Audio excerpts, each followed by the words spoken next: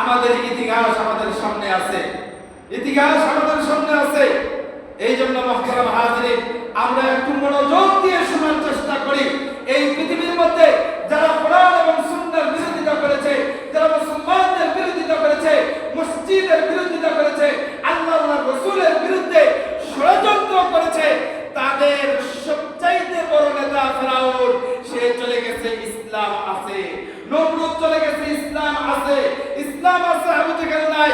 ইসলাম আছে, আবু লাহাব নাই। ইসলাম আছে, উতবা সাইবা নাই। ইসলাম আছে, নাস্তিক আহমদ শরীফ নাই।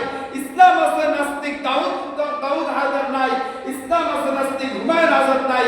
ইসলাম আছে, মিথ্যা নবুয়ত দাবিদার গোলাম আহমদ কাদিয়ানী নাই। ঠিক না? ইসলাম আছে, গোলাম আহমদ কাদিয়ানী মিথ্যা নবী দাবিদার দাবি করেছে।